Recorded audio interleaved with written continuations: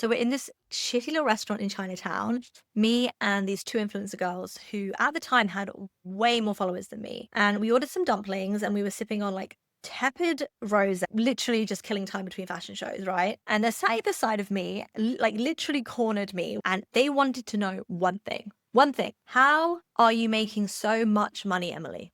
Because at this point, I probably had about 15,000 followers and they had like over 100,000 followers. The other one, like 50, 60,000 followers. And like they weren't shy about saying this, but they were out there accepting every single inbound deal like they'd won the fucking lottery or something. Like I'm talking like brand offers, like £500, like man exclusivity rights, like crazy in perpetuity usage. And they're like, hell yes, where do I sign? This is the reason I do what I do today. I was sat there in my double denim suit from H&M, pointy red sunglasses, shiny silver-toed boots. And I was just thinking like, you realize that's an opening offer, right?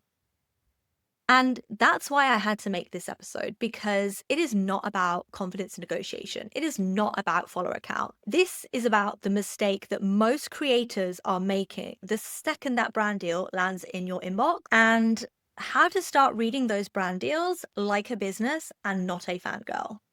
I'm Emily Valentine. I've negotiated from both sides of the table and I know exactly how that money moves. So let me show you what that actually means. You're listening to Bad for the Algorithm, the behind the scenes look at how you actually build a 6-figure content creation business and beyond without posting 3 times a day, chasing trends, or running yourself into the ground. I'm Emily Valentine, full-time influencer of 10 years, talent manager, creator coach, and founder of Influence Her Society. With over £1 million in paid invoices and hundreds of brand deals negotiated, I've sat on every side of the table so you don't have to. I know how the money moves because I've been in every room where it gets decided. Let's get into it. The creator economy is so new, right? But let's rewind a couple of years. The industry back then was pretty clandestine. And by that, I mean like people were protecting their rates and their brand contacts like it was Fort Knox. Like, no kidding. The industry was new. It was exciting. There was a lot of money going around. I personally was never like that. I always was an open book when it came to sharing contacts. And that's probably because a huge part of my strategy in the beginning was DMing creators, asking for contacts,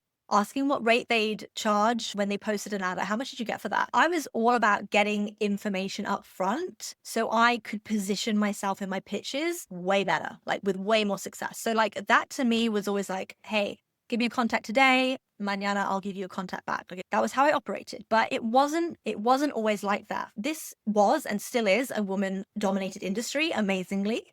And without getting too like feminine discourse, society as a whole has trained women not to compete, like not to collaborate, not to talk about money. And that was a notion that I rejected from day one. And it served me very, very well.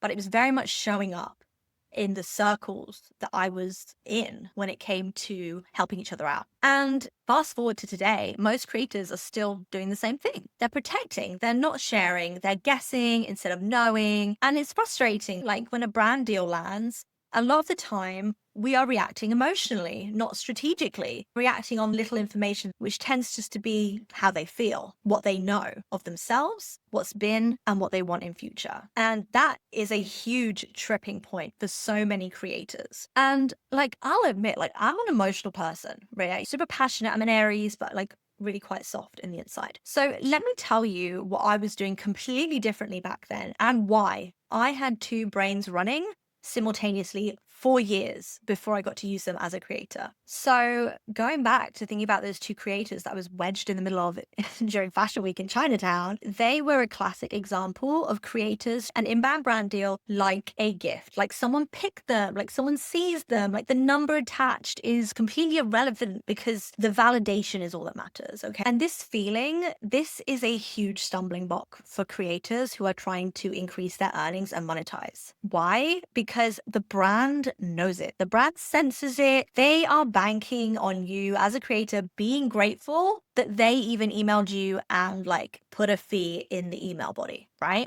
I'll be real with you right now. The way I read an inbound brand deal, I will open the email, I skim straight to the bottom to see what the color of their money is. Like, show me the color of your money. I'm looking for the pound sign, yo. Like that immediately to me is going to tell me how I'm engaging with this person, how serious they are, how professional they are, and how they're going to treat me. Okay? That initial fee at the bottom of the email, it's always at the bottom of the email and they never open with it. That initial fee, that is an opening offer. That's a let's talk business, okay? And this is the mental switch that I want you to engage with every time you open a brand deal offer from now on. The creators who stay stuck at £500 brand deals, they aren't less talented than you. Like, they're not.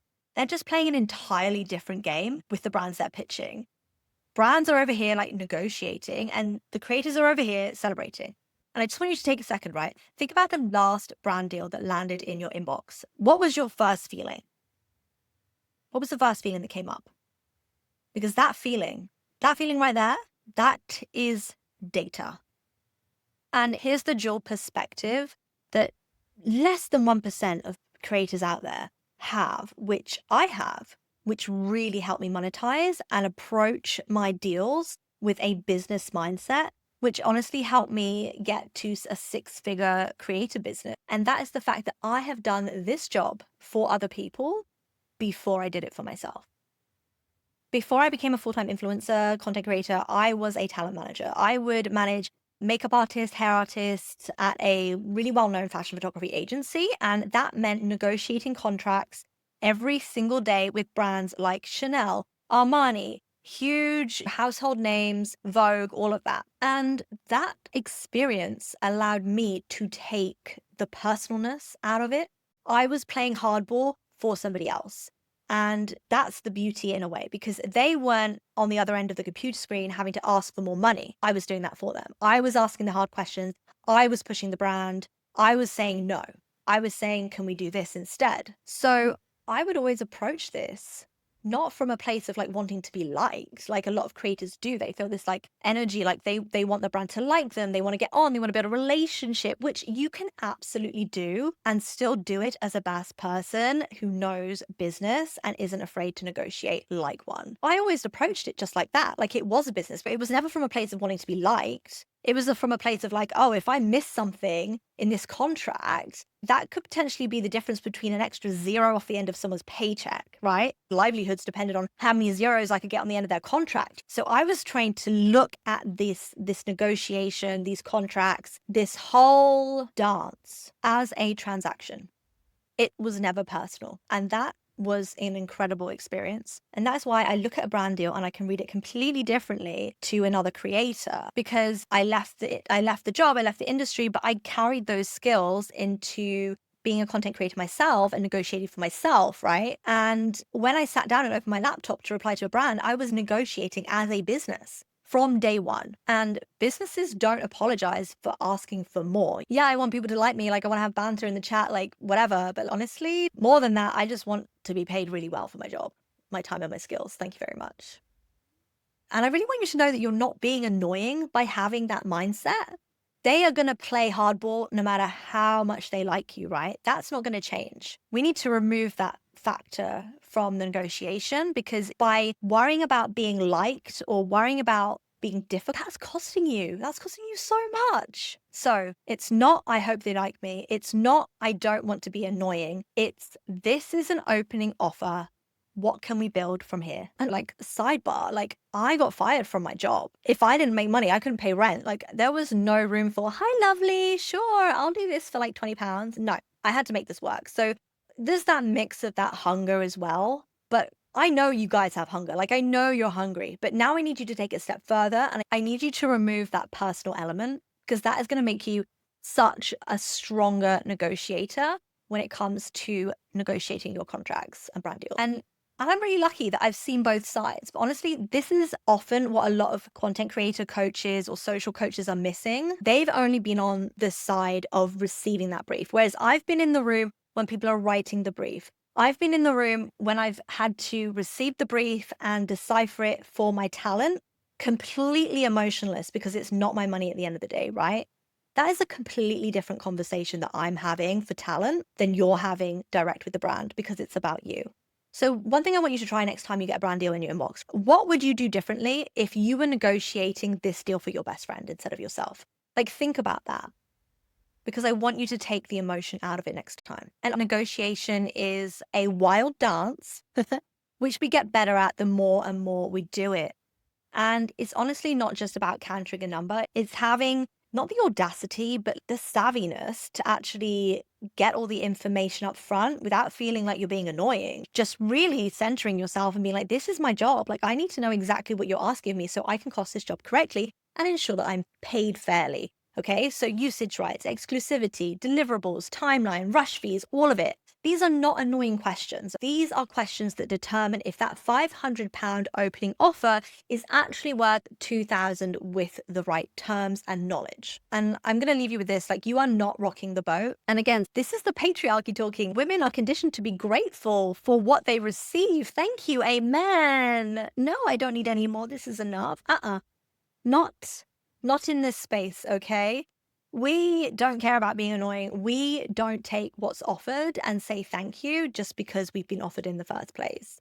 Running a creator business means that you need to ask questions constantly because this, at the end of the day, is partnership, and partnerships have to work for both sides. You are worth more than what someone looking in from the outside has decided you're worth. But, and this is a big but, and I'm like underlining this but, right?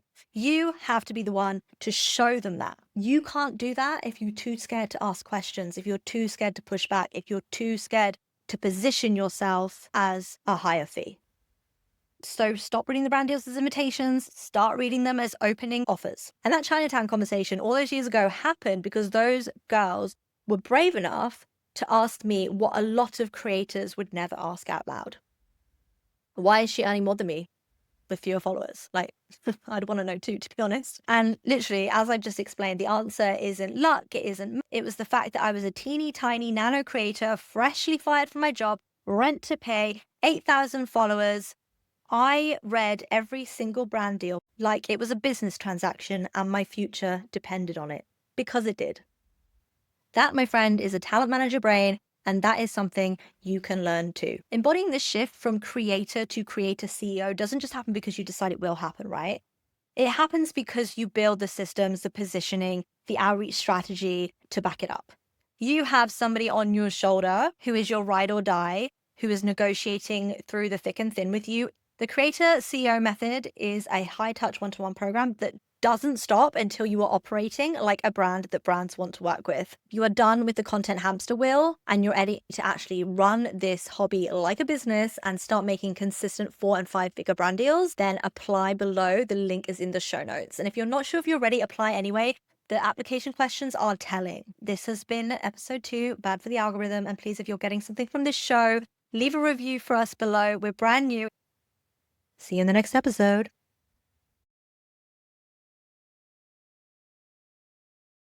You're listening to Bad for the Algorithm, the behind-the-scenes look at how you actually build a 6-figure content creation business and beyond without posting 3 times a day, chasing trends, or running yourself into the ground. I'm Emily Valentine, full-time influencer of 10 years, talent manager, creator coach, and founder of Influence Her Society. With over £1 million in paid invoices and hundreds of brand deals negotiated, I've sat on every side of the table so you don't have to. I know how the money moves because I've been in every room where it gets decided. Let's get into it.